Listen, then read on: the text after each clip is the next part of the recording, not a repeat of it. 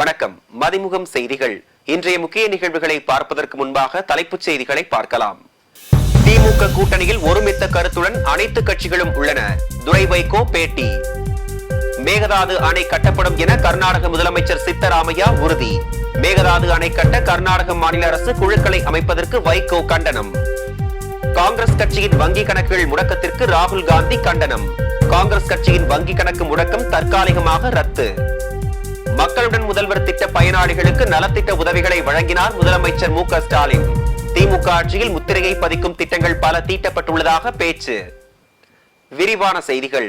திமுக கூட்டணியில் ஒருமித்த கருத்துடன் அனைத்து கட்சிகளும் உள்ளதாக மதிமுக முதன்மை செயலாளர் துரை வைகோ தெரிவித்துள்ளார். கோவை காந்திபுரம் பகுதியில் உள்ள மதிமுக தலைமை அலுவலகத்தில் தேர்தல் நிதியளிப்பு கூட்டம் நடைபெற்றது. இதில் அக்கட்சியின் முதன்மை செயலாளர் துரை வைகோ பங்கேற்றார். அவைத்தலைவர் ஆடிட்டர் அர்ஜுனராஜ் தலைமையில் நடைபெற்ற இந்த நிகழ்ச்சியில் மதிமுக மாநகர் மாவட்ட செயலாளர் கணபதி செல்வராசு வரவேற்புரையாற்றினார். மேலும் நாடாளுமன்ற உறுப்பினர் கணேசமூர்த்தி, பி என் ராஜேந்திரன், குகன்மில் செந்தில், ஆர் மோகன்குமார், ஸ்ரீ கிருஷ்ணன், திருப்பூர் நாகராஜ், புத்தரச்சல் மணி, தமிழரசன், ஈரோடு முருகன், குழந்தை வேலு மற்றும் மாநில மாவட்ட கழக நிர்வாகிகள் உள்ளிட்ட பலர் கலந்து கொண்டனர். பின்னர் செய்தியாளர்களிடம் பேசிய துரை வைகோ, திமுக கூட்டணியில் ஒருமித்த கருத்துடன் அனைத்து கட்சிகளும் இருக்கின்றோம் என கூறிய அவர், 2024 மீண்டும் மோடி வந்துவிடக் கூடாது, மதவாத சக்திகளுக்கு வாய்ப்பு கொடுத்துவிடக் கூடாது என்பதில் தெளிவாக இருக்கிறோம் என்றார். நாங்க பாஜக எதிர்க்கிறதுக்காண்டிதான் நாங்க இந்த திமுக கூட்டணியில் 4 வருஷத்துக்கு முன்னாடி நாங்க சேர்ந்தோம். இன்னைக்கும் அதுல ஒருமித்த ஒரு கருத்தோட நாங்க மாத்திரம் கிடையாது, பொது உடைமை இயக்கம், காங்கிரஸ், விடுதலை சிறுத்தைகள் எல்லா இயக்கங்களும் ஒருமித்த கருத்து. என்ன கருத்துனா, இந்த 2024 நாடாளுமன்ற தேர்தலில் யாரும் வரக்கூடாது, பாஜக ஆட்சிக்கு வந்துடக்கூடாது, மறுபடியும் நம்முடைய பிரதமர் மோடி அவர்கள் மறுபடியும் பிரதமராக ஆயிடக்கூடாதுங்கிற அந்த ஒரு இதில் மதவாத சக்திகளுக்கு மறுபடியும் ஒரு வாய்ப்பு கொடுத்துடக்கூடாதுங்கிறதுல நாங்கள் இருக்கிறோம். அதெல்லாம் நீங்கள் சொல்றதுல வாய்ப்பே கிடையாது. மத அரசியலை வைத்து ஆட்சி அமைக்க வேண்டும் என பாஜக நினைப்பதாக தெரிவித்த துரை வைகோ, விவசாயிகள் உயிரிழப்பு, வேலையில்லா திண்டாட்டம், பெட்ரோல் டீசல் விலை உயர்வு, இதனால் பொருட்களின் விலை உயர்வு ஆகியவை இந்த ஒன்றிய பாஜக ஆட்சியில் ஏற்பட்டுள்ளது எனவும் கூறினார். விவசாயிகள் இன்னைக்கு செத்துட்டு இருக்காங்க. இன்னைக்கு வேலையில்லா திண்டாட்டம் அவ்வளவு பிரச்சனையா இருக்கு. அது இல்லாமல் பெட்ரோல் டீசல் விலை அதையும் பாருங்க. நீங்க அவங்க ஆட்சிக்கு வரும்போது லிட்டர் 72, டீசல் 55 இருந்தது. இன்னைக்கு 102 ரூபா, 94 ரூபா. இன்னைக்கு டீசல் அதே சர்வதேச சந்தையில் இன்னைக்கு ரஷ்யா கிட்ட இருந்து வாங்கிட்டு இருக்காங்க. பீப்பா அப்போ $100 இருந்தது, இன்னைக்கு $60 தான் இன்னைக்கு வாங்கிட்டு இருக்காங்க. வாங்குற அந்த சர்வதேச சந்தையில் கச்சா எண்ணெய் விலையும் இன்னைக்கு குறைஞ்சிருக்கு, பாதியாக குறைஞ்சிருச்சு. ஆனால் இரட்டிப்பாக இருக்கு இன்னைக்கு பெட்ரோல் டீசல் விலை. இந்த பெட்ரோல் டீசல் விலை உயர்வால் இன்னைக்கு தமிழ்நாட்டில் மட்டும் கிடையாது, இந்தியா எல்லா பொருளோட விலையை கூடிருச்சு. இன்னைக்கு நம்மளோட எதிர்கட்சிகள் சொல்றாங்க தமிழ்நாட்டில் எல்லா பொருட்களோட விலை கூடிருச்சு, பால், மருந்து எல்லாம். அதுக்கு கூடுறதுக்கு காரணம் யாரு? ஒன்றிய அரசு தவிர உடைங்கிறது கிடையாது. திராவிட இயக்கங்கள் மேல கொலை சொல்றாங்க. காவிரி ஆற்றின் குறுக்கே விரைவில் மேகதாது அணை கட்டப்படும் என கர்நாடக முதல்வர் சித்தராமையா தெரிவித்துள்ளார். கர்நாடக சட்டப்பேரவையில் 2024-25 நிதியாண்டுக்கான பட்ஜெட்டை அம்மாநில முதல்வரும் நிதியமைச்சருமான சித்தராமையா தாக்கல் செய்தார். அப்போது பேசிய சித்தராமையா, மேகதாதுவில் அணை கட்டுவதற்கான முன்னேற்பாடுகள் நிறைவடைந்துள்ளதாகவும் முறையான அனுமதி பெற்று விரைவில் அணை கட்டும் பணி தொடங்கப்படும் எனவும் தெரிவித்தார். மேகதாது அணை கட்ட உருவாக்கப்பட்ட சிறப்பு குழுக்களின் கீழ் 2 துணைக்குழுக்கள் செயல்படும் என தெரிவித்தார். கடந்த கர்நாடக பட்ஜெட் தொடரிலேயே மேகதாது அணை கட்டுவதற்கு நிதி ஒதுக்கீடு செய்ததற்கு தமிழக அரசு கடும் கண்டனம் தெரிவித்திருந்தது.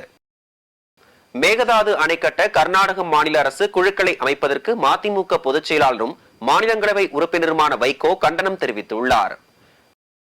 கர்நாடக சட்டப்பேரவையில் முதலமைச்சர் சித்தராமையா மாநில அரசின் நிதிநிலை அறிக்கையை தாக்கல் செய்து பேசும்போது, காவிரியின் குறுக்கே மேகதாது அணை கட்ட அனைத்து ஏற்பாடுகளும் தயார் நிலையில் உள்ளதாக தெரிவித்திருந்தார். மேகதாது அணையை கட்ட ஒரு தனி மண்டல குழு, 2 துணை மண்டல குழுக்கள் அமைக்கப்பட்டுள்ளதாகவும் அவர் தெரிவித்தார். இது தொடர்பாக வைகோ வெளியிட்டுள்ள அறிக்கையில், கர்நாடக முதல்வரின் இந்த அறிவிப்பு காவிரி நடுவர் மன்றத்தின் இறுதி தீர்ப்பு மற்றும் உச்சநீதிமன்றம் வழங்கிய தீர்ப்புக்கு எதிரானது என கண்டனம் தெரிவித்துள்ளார். காவிரி நீரை தடுத்து 9000 கோடி ரூபாய் செலவில் 67.14 TMC நீர் கொள்ளளவு கொண்ட மேகதாது அணையை கட்டவும் 400 மெகாவாட் நீர் மின் உற்பத்தி நிலையம் அமைக்கும் கர்நாடக அரசின் திட்டத்தை அனுமதித்தால் தமிழகத்தில் உள்ள காவிரி படுகை மாவட்டங்கள் பாலைவனமாக மாறிவிடும் என வைகோ எச்சரிக்கை விடுத்துள்ளார். மீண்டும் மேகதாது அணையை கட்டியே தீருவோம் என கர்நாடகா முனைந்திருப்பதும், திட்டத்தை செயல்படுத்த குழுக்கள் அமைத்துள்ளதாக முதல்வர் சித்தராமையா குறிப்பிட்டுள்ளதும் கடும் கண்டனத்திற்கு உரியது எனவும் வைகோ தெரிவித்துள்ளார். கர்நாடகம் நடுவர் மன்ற தீர்ப்பையும் உச்சநீதிமன்ற தீர்ப்பையும் மீறுவதை அனுமதிக்க கூடாது என தமிழக அரசை வலியுறுத்தி கேட்டுக் கொள்வதாக வைகோ தமது அறிக்கையில் குறிப்பிட்டுள்ளார். திமுக ஆட்சிக்கு வந்த பிறகு எத்தனையோ முத்திரை பதிக்கும் திட்டங்களை கொண்டு வந்துள்ளதாக முதலமைச்சர் மு.க.ஸ்டாலின் தெரிவித்துள்ளார். மக்களுடன் முதல்வர் திட்ட பயனாளிகளுக்கு நலத்திட்ட உதவிகள் மற்றும் 1598 இளைஞர்களுக்கு அரசு பணி நியமன ஆணை வழங்கும் விழா சென்னையில் நடைபெற்றது. இந்த நிகழ்ச்சியில் முதலமைச்சர் மு.க.ஸ்டாலின் கலந்து கொண்டு பணி நியமன ஆணைகளை வழங்கினார். இதனைத் தொடர்ந்து பேசிய முதலமைச்சர் புதுமை பெண், நான் முதல்வன், மக்களை தேடி மருத்துவம், ஒலிம்பிக் தங்கப்பதக்கம், உங்கள் பகுதியில் முதலமைச்சர், முதல்வரின் முகவரி, கள ஆய்வில் முதலமைச்சர் என பல திட்டங்கள் திமுக ஆட்சிக்கு வந்த பிறகு கொண்டுவரப்பட்டதாக தெரிவித்தார். ஆட்சியில் இல்லாத போதும் ஆட்சியில் இருக்கும் போது மக்களுக்காக போராடி பயன்களை பூர்த்தி செய்துள்ளதாக தெரிவித்தார். அரசின் சேவைகள் எல்லாம் பொதுமக்களுக்கு எளிமையாக சேர விரும்பியதன் காரணம்தான் மக்களுடன் முதல்வர் திட்டம் தொடங்கப்பட்டதாக தெரிவித்துள்ள முதலமைச்சர், மாற்றுத்திறனாளிகள், முதியோர் போன்றவர்கள் இந்த திட்டத்தின் மூலம் பெருமளவில் பயன் பெற்றுள்ளதாக தெரிவித்தார். திமுக ஆட்சி அமைந்ததில் இருந்து இதுவரை 60,560 இளைஞர்களுக்கு அரசு பணி நியமனம் வழங்கப்பட்டுள்ளதாகவும் அடுத்த 2 ஆண்டுகளில் மேலும் 50,000 புதிய பணியிடங்கள் நிரப்பப்பட உள்ளதாகவும் தெரிவித்தார். பஞ்சாப், ஹரியானா எல்லை பகுதியான ஷம்புவில் போராட்டத்தில் ஈடுபட்ட விவசாயிகள் மீது காவல்துறையினர் கண்ணீர் புகை குண்டுகள் வீசியதால் பதற்றம் நிலவியது. பயிர்களுக்கு குறைந்தபட்ச ஆதரவு விலையை உறுதி செய்யும் புதிய சட்டத்தை இயற்றுவது உள்ளிட்ட பல்வேறு கோரிக்கைகளை வலியுறுத்தி 200க்கும் அதிகமான விவசாய சங்கங்கள் 13ஆம் தேதி முதல் டெல்லி சலோ என்ற பெயரில் ஒன்றிய அரசுக்கு எதிராக டெல்லியை நோக்கி பேரணி நடத்தினர். இதற்காக நாடு முழுவதும் உள்ள விவசாயிகள் பலரும் டெல்லியை நோக்கி புறப்பட்டு வந்தனர். இதனையடுத்து டெல்லி நோக்கி முன்னேறிய விவசாயிகள் மீது காவல்துறையினர் சரமாரி கண்ணீர் புகை குண்டுகளை வீசினர். டெல்லி அம்பாலா நெடுஞ்சாலையில், அதாவது பஞ்சாப் ஹரியானா எல்லையில் ஷம்பு என்ற இடத்தில் டெல்லி நோக்கி பல்லாயிரக்கணக்கான டிராக்டர்களில் சென்று கொண்டிருந்த விவசாயிகளை துணை ராணுவ படையினரும் தடுத்து நிறுத்தினர். ஒவ்வொரு பகுதியிலும் காவல்துறையினர் விவசாயிகளை தடுத்து வருவதால் பெரும் பதற்றம் நீடித்து வருகிறது. இந்நிலையில் பஞ்சாப் மற்றும் ஹரியானாவின் எல்லை பகுதி ஷம்புவில் போராட்டத்தில் ஈடுபட்டிருந்த விவசாயிகள் மீது பாதுகாப்பு படையினர் கண்ணீர் புகை குண்டுகள் வீசினர். இது அப்பகுதி முழுவதும் பெரும் பதற்றத்தை ஏற்படுத்தியது. இதற்கிடையே போராட்டத்தில் பங்கேற்ற கியான் சிங் என்ற முதியவர் நெஞ்சுவலி காரணமாக உயிரிழந்திருப்பது கடும் அதிர்ச்சியை ஏற்படுத்தியுள்ளது. டெல்லியில் விவசாயிகள் நாடு தழுவிய வேலைநிறுத்த போராட்டத்திற்கு அழைப்பு விடுத்திருக்கும் நிலையில் தமிழ்நாட்டில் பல மாவட்டங்களில் திமுக, காங்கிரஸ், கம்யூனிஸ்ட் மற்றும் ஆதரவு விவசாய தொழிற்சங்க அமைப்புகள் இணைந்து மறியல் போராட்டத்தில் ஈடுபட்டனர். காங்கிரஸ் கட்சியின் வங்கி கணக்குகள் முடக்கப்பட்டதற்கு மல்லிகார்ஜுன கார்கே, ராகுல் காந்தி உள்ளிட்டோர் கண்டனம் தெரிவித்துள்ளனர். வருமான வரித்துறைக்கு செலுத்த வேண்டிய 201 கோடி ரூபாய் வரியை காங்கிரஸ் கட்சி செலுத்தாததால் அக்கட்சியின் வங்கி கணக்குகள் முடக்கப்பட்டன. காங்கிரஸ் மற்றும் இளைஞர் காங்கிரசின் வங்கி கணக்குகளை வருமான வரித்துறை முடக்கியது. இந்த நடவடிக்கையை எதிர்த்து காங்கிரஸ் சார்பில் வருமான வரித்துறை தீர்ப்பாயத்தில் முறையிடப்பட்டது. கட்சியின் வங்கி கணக்குகள் முடக்கப்பட்டதால் வரும் நாடாளுமன்ற தேர்தலில் போட்டியிட முடியாத சூழ்நிலை உருவாகும் என்று காங்கிரஸ் தரப்பில் வாதிடப்பட்டது. இதையடுத்து காங்கிரஸ் கட்சியின் முடக்கப்பட்ட வங்கி கணக்குகள் மீண்டும் செயல்பட வருமான வரித்துறை தீர்ப்பாயம் அனுமதி வழங்கியுள்ளது. இந்த அனுமதி தற்காலிகமாக வழங்கப்பட்டுள்ளதாகவும் காங்கிரஸ் வங்கி கணக்குகளை பயன்படுத்த எந்த கட்டுப்பாடும் கிடையாது எனவும் வருமான வரித்துறை தீர்ப்பாயம் உத்தரவிட்டுள்ளது. மேலும் இந்த வழக்கு 21ஆம் தேதி மீண்டும் விசாரிக்கப்படும் என்று வழக்கை தீர்ப்பாயம் ஒத்தி வைத்துள்ளது. இது தொடர்பாக ராகுல் காந்தி தனது எக்ஸ் பக்கத்தில் கண்டனம் தெரிவித்துள்ளார். அதில் இந்தியாவின் ஜனநாயகத்தை காக்க ஒவ்வொரு காங்கிரஸ் தொண்டரும் போராடுவார்கள் என்றும் சர்வாதிகாரத்தின் முன் ஒருபோதும் பணிந்தது இல்லை, தலைவணங்கவும் மாட்டோம் எனவும் பதிவிட்டுள்ளார். இந்திய ஜனநாயகத்தின் மீதான மிக மோசமான தாக்குதல் என காங்கிரஸ் கட்சியின் தேசிய தலைவர் மல்லிகார்ஜுன கார்கே கண்டனம் தெரிவித்துள்ளார். தேர்தல் சமயத்தில் வேண்டுமென்றே தங்களது கட்சி வங்கி கணக்குகள் முடக்கப்பட்டிருப்பதாகவும் இதன் மூலமாக ஜனநாயகமும் முடக்கப்பட்டிருப்பதாக காங்கிரஸ் கட்சியின் பொருளாளர் அஜய் மக்கான் தெரிவித்துள்ளார். உடல் உறுப்பு தானத்தில் முறைகேடு நடைபெற்றால் நடவடிக்கை எடுக்கப்படும் என மக்கள் நல்வாழ்வுத்துறை அமைச்சர் மா சுப்பிரமணியன் எச்சரிக்கை விடுத்துள்ளார். சென்னையில் செய்தியாளர்களை சந்தித்த அவர் தமிழ்நாட்டில் உடல் உறுப்பு தானம் வெளிப்படையாக நடைபெற்று வருவதாக தெரிவித்தார். உடல் உறுப்பு தானம் செய்வோருக்கு அரசு மரியாதை செய்யப்படும் என்ற அறிவிப்பிற்கு பின் மட்டும் கடந்த ஆண்டு மட்டும் 166 பேர் தானம் செய்துள்ளதாக தெரிவித்தார். உடல் உறுப்பு கடந்த மாதம் இதுவரை இந்தியாவில் வேற எங்கேயும் இல்லாத அளவுக்கு ஒரு 31 நாள்ல ஜனவரியில 33 பேர் உடல் உறுப்பு தானம் செய்திருக்கிறார் ஒரே மாதத்துல. இப்போ இந்த மாசமே இது வரைக்கும் ஒரு 10 பேருக்கு மேல பண்ணிருக்காங்க. இது மட்டும் இல்லாம நம்ம இந்த திட்டத்தை அறிவிச்சதுக்கு அப்புறம் அரசு மரியாதை என்கின்ற அந்த திட்டம் கொண்டு வந்ததுக்கு பிறகு ஒரு கடந்த ஆண்டு மட்டுமே 166 பேர் தந்திருக்கிறார்கள். ஆயிரக்கணக்கானவர்கள் தங்களுடைய மறைவுக்கு பிறகு தங்களுடைய உடல் உறுப்புகள் தானம் செய்வதற்கு இன்றைக்கு இணையத்தில் பதிவு செய்து கொண்டிருக்கிறார்கள். எல்லாவற்றிலும் இன்றைக்கு இந்தியாவில் தமிழ்நாடு தான் அந்த உறுப்பு தானத்தை பொறுத்தவரை முதலிடத்தில் இருந்து கொண்டிருக்கு. கூட்டணி குறித்து இதுவரை பேசவில்லை என தமிழக பாஜக தலைவர் அண்ணாமலை தெரிவித்துள்ளார். சென்னையில் செய்தியாளர்களை சந்தித்த அவர் வழக்கறிஞர்களுக்கான பாதுகாப்பு சட்டம் கொண்டு வர வேண்டிய சூழல் தற்போது உள்ளதாக தெரிவித்தார். எண்மண் எண்மக்கள் நிறைவு விழா தேதியில் மாற்றம் செய்யப்பட்டுள்ளதாக தெரிவித்த அவர் அரசு நிகழ்ச்சி இருப்பதால் பிரதமரின் வருகை தேதியை உறுதி செய்து பின்னர் அறிவிக்கப்படும் என தெரிவித்தார். ஐயா, பிரதமர் வர்றது உறுதி, தேதி மட்டும் கொஞ்சம் மாறுது. காரணம், பிரதமர் அவர்கள் சில அரசு நிகழ்ச்சியிலும் பங்கேற்க போறாங்க. இன்னைக்கு அரசு நிகழ்ச்சி தமிழகத்தினுடைய வேறு ஒரு பகுதியில் நடப்பதற்கான வாய்ப்பு இருக்கு. அந்த டேட் எல்லாம் ஒர்க் அவுட் பண்ணிட்டு இருக்காங்க. அரசு நிகழ்ச்சி ஒரு நாள் நடக்கணும், அதே போல நம்முடைய யாத்திரையினுடைய நிறைவு விழா ஒரு நாள் நடக்கணும். ஏன்னா மோஸ்ட்லி மாடல் கோட் ஆஃப் கான்டக்டுக்கு முன்னாடி பிரதமர் வரக்கூடிய கடைசி நிகழ்வாக இருக்கலாம். ஏன்னா அது முடிஞ்சு மறுபடியும் பிரதமர் இன்னும் ஒரு மாதத்துக்குள்ளே வருவாரா தெரியலிங்கன்னா. அதனால் அந்த தேதியெல்லாம் அவங்க அட்ஜஸ்ட் பண்ணிகிட்டு இருக்காங்க. மாநில அரசுகிட்டையும் பேசிக்கிட்டு இருக்காங்க. அரசு நிகழ்ச்சிக்கும் ஒரு தேதி, நான் முதலமைச்சர் அரசு நிகழ்ச்சியில் பங்கேற்கணும். அதனால் இன்னும் ஒரு 2-3 நாட்களில் அதிகாரப்பூர்வமாக அறிவிப்பு வரும் என்று எதிர்பார்க்கிறோம். தமிழ்நாடு அரசு பணியாளர் தேர்வாணையத்தில் புதிய உறுப்பினர்களை நியமனம் செய்து தமிழ்நாடு அரசு உத்தரவிட்டுள்ளது. ஓய்வு பெற்ற IAS அதிகாரி MP சிவனருள், முன்னாள் IRS அதிகாரி R சரவணகுமார், சென்னையை சேர்ந்த மருத்துவர் A தவமணி, திருவல்லிக்கேணியைச் சேர்ந்த உஷா, கோவை ஸ்ரீ நாராயணகுரு, மேலாண்மை கல்வி நிறுவன முதல்வர் முனைவர் R பிரேம்குமார் ஆகிய 5 உறுப்பினர்கள் மட்டும் நியமனம் செய்யப்பட்டுள்ளனர். பல்வேறு மாவட்டங்களில் நடைபெற்ற நிகழ்வுகளை களத்தில் மதிமுகம் பகுதியில் பார்க்கலாம்.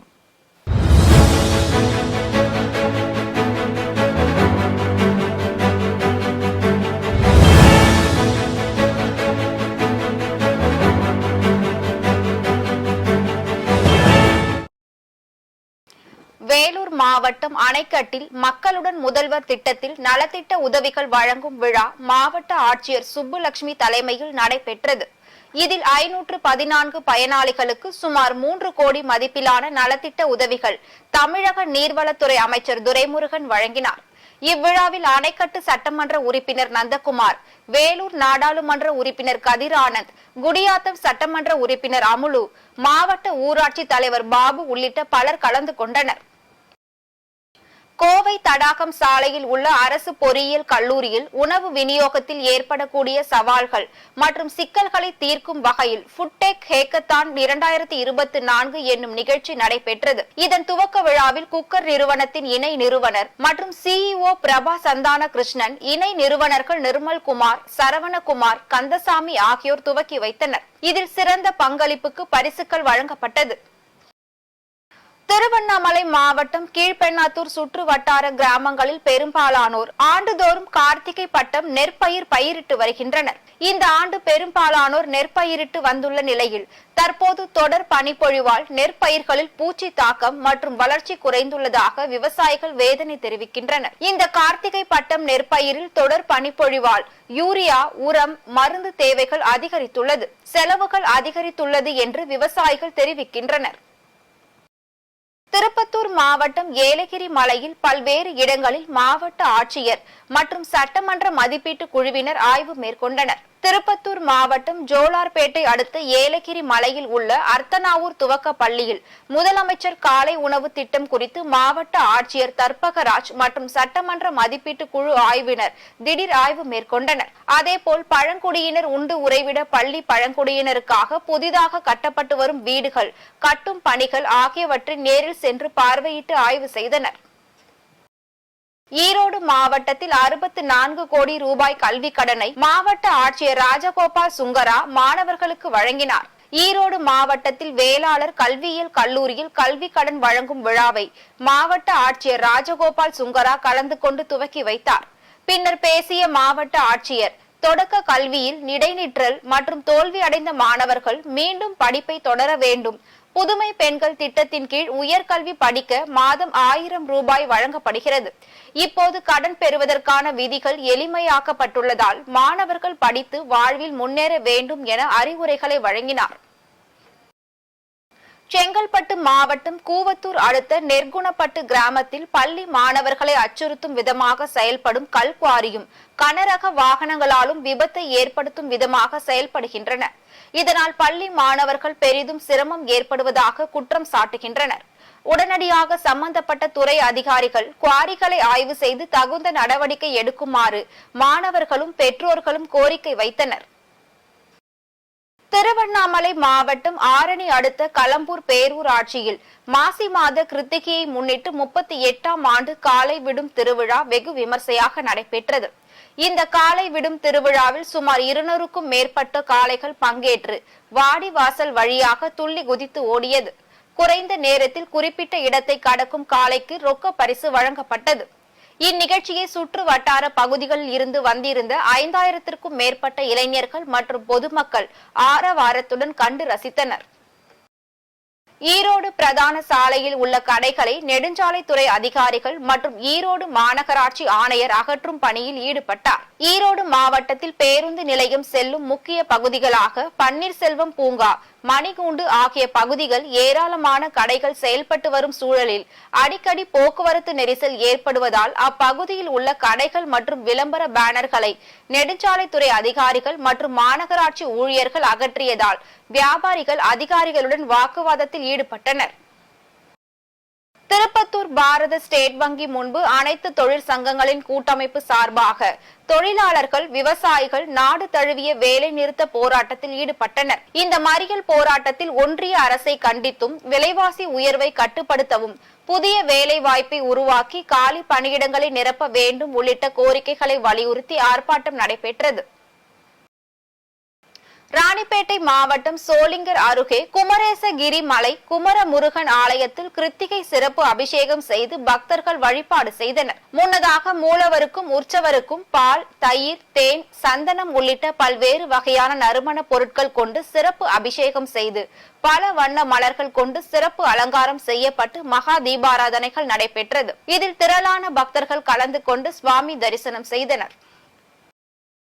திருவள்ளூர் மாவட்டம் லைட் ஹவுஸ் ஊராட்சிக்கு உட்பட்ட திருமலை நகர் பகுதியில் பள்ளி கட்டிடம் திறப்பு மற்றும் கழிப்பறைக்கு பூமி பூஜை நடைபெற்றது.